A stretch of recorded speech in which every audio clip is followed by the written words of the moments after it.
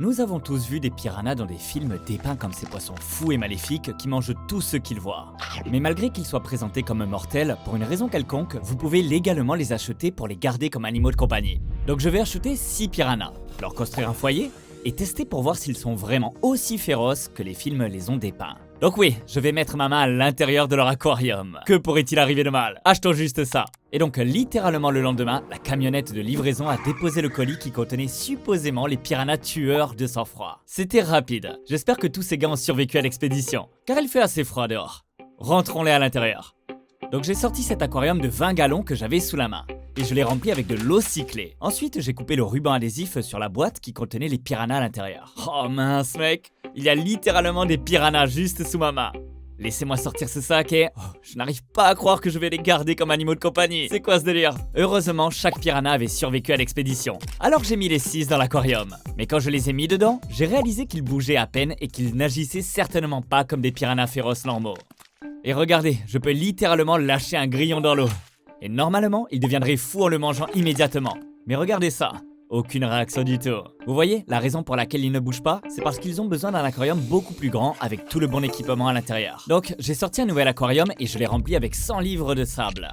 Nous devons faire cela parce que bien sûr, la première étape consiste à créer le sol et les décorations. Pour continuer ce processus, j'ai commencé à utiliser ces sortes de petits ballons et à utiliser un pistolet à colle chaude pour les suspendre depuis le haut de l'enceinte. Vous voyez, ces piranhas que j'ai achetés sont des piranhas à ventre rouge, qui sont supposément l'espèce la plus féroce. Et ils vivent dans le fleuve Amazon où il y a toutes ces racines et autres choses suspendues dans l'eau. Donc c'est ce que j'essaye de recréer ici avec ça. De toute façon, ensuite il était temps d'utiliser encore plus de bois. Vous voyez, cette fois je veux empiler du bois plus épais pour que ça ressemble à un tronc d'arbre massif poussant hors de l'eau. Donc j'ai en fait sorti le bois et utilisé de la mousse en spray sans danger pour l'eau pour connecter toutes les pièces ensemble avec quelques branches qui en sortent. Et puis une fois que toute la mousse en spray et autre chose dessus ont séché, on le met juste là-dedans comme ça. Et boum, voilà, regardez ça. Vous pouvez même voir les racines et autre chose. C'est cool, ça ressemble à un arbre. Mais il y a encore quelques décorations que nous devons mettre à l'intérieur. Tout d'abord, vous l'avez deviné, juste un peu plus de bois, dispersé au hasard. Mais ensuite quelques rochers, parce que pratiquement chaque lit de rivière amazonienne en a. Et enfin quelques galets comme ceux-ci que j'ai dispersés autour de l'enceinte. Et quelques tout petits galets que j'ai également dispersés autour de l'enceinte, ce qui rend le sable sur l'ensemble plus réaliste. Eh bien, je dirais que c'est un bon début pour la base de l'aquarium. Mais maintenant c'est l'heure de la partie amusante. Allons chercher quelques plantes aquatiques. D'accord, je suis chez Petco et je ne vais pas mentir, la section des plantes aquatiques est un peu minable aujourd'hui. Pratiquement toutes ces plantes sont comme mortes, mec. Pas moyen que je paye 10 $ pour un bâton mort avec une petite feuille. Mais achetons toutes celles qui sont vivantes, comme celle-ci. Donc j'ai choisi toutes les bonnes plantes et j'ai même trouvé cette petite vigne cool.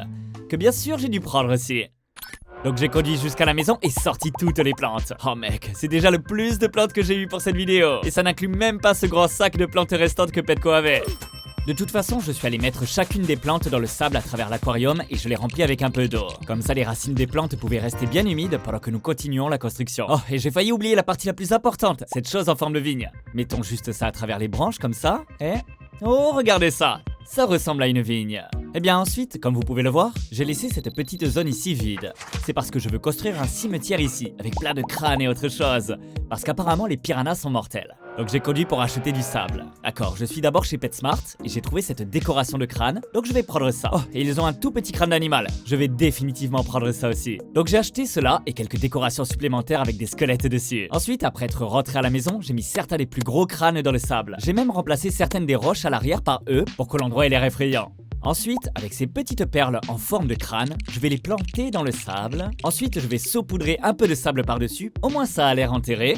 Et voilà, regardez le cimetière. Il a l'air assez bien. Un tas de crânes sur le sol, tous ces autres gros crânes, j'aime ça. Et maintenant enfin, pour terminer cet aquarium, nous devrions faire les technologies DIY. Et pour la première, j'ai une de mes idées les plus cool jamais réalisées. Mais j'ai dû aller acheter plus de choses au magasin. D'accord, ça fait un moment que je ne suis pas allé chez Walmart dans une vidéo. Les gars, vous étiez un peu en colère contre moi dans les commentaires. Donc désolé, je reviens à mes bases. La raison pour laquelle je suis chez Walmart, c'est parce que je dois prendre un tas de nourriture que les piranhas vont aimer. Donc j'ai pris du bœuf, des sardines, du thon et du bouillon d'os. Et j'ai aussi pris ce tout petit mixeur. Après avoir conduit jusqu'à la maison, j'ai mis toute cette nourriture que je venais d'acheter dans le mixeur et je l'ai mixé. Après que ce soit fait, comme vous pouvez le voir, ça s'est transformé en ce liquide dégoûtant.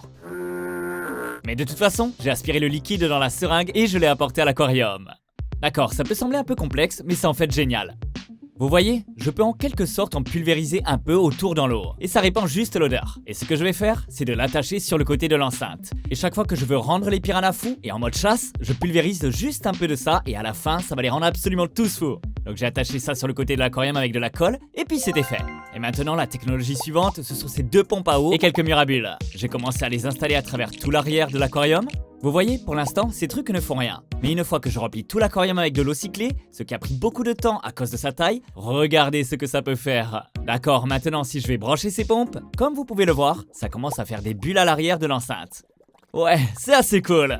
Mais en gros, cette petite pompe à air souffle juste de l'air dans ce tube, qui va là-dedans. Mais ce que je pourrais faire, c'est détacher ça et juste souffler dedans moi-même pour faire des bulles.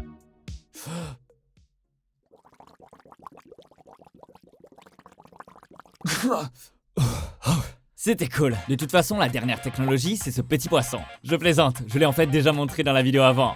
Donc ce que j'ai, c'est la version améliorée. Celui-ci est beaucoup plus grand et beaucoup plus cool. Qui, comme vous pouvez le voir, si je vais juste le mettre dans l'eau comme ça, il commence à se déplacer comme un poisson normal. Et ouais, je pense que ce serait drôle si peut-être je testais les piranhas pour voir s'ils essayaient de le manger ou quelque chose du genre. De toute façon, cet aquarium est maintenant terminé. Il est temps de mettre les piranhas à l'intérieur. Oh yo, je viens de m'approcher des piranhas et ils ne m'ont pas encore vu. Regardez ce qu'ils font. Ils chassent de la nourriture en ce moment. Quoi? D'accord, je vais essayer de faire de mon mieux pour ne pas me faire mordre. Donc j'ai pris l'aquarium temporaire dans lequel ils étaient et je l'ai apporté à leur nouveau foyer pour que je puisse les sortir avec une épuisette. Ils ont vraiment l'air plus agressifs que la première fois que j'ai fait ça. Mais je vais juste sortir un gars, prudemment, comme ça. Oh mince, il est en colère. Mais je vais juste le mettre dans le nouvel aquarium et voilà. Sois libre mon ami, nouveau foyer. Donc j'ai fait le même processus avec les 5 autres et voilà. Les piranhas étaient dans leur nouveau foyer. Et comme vous pouvez le deviner, immédiatement ils se sont regroupés comme le font les piranhas et avaient l'air déjà d'être à la recherche de nourriture à nouveau.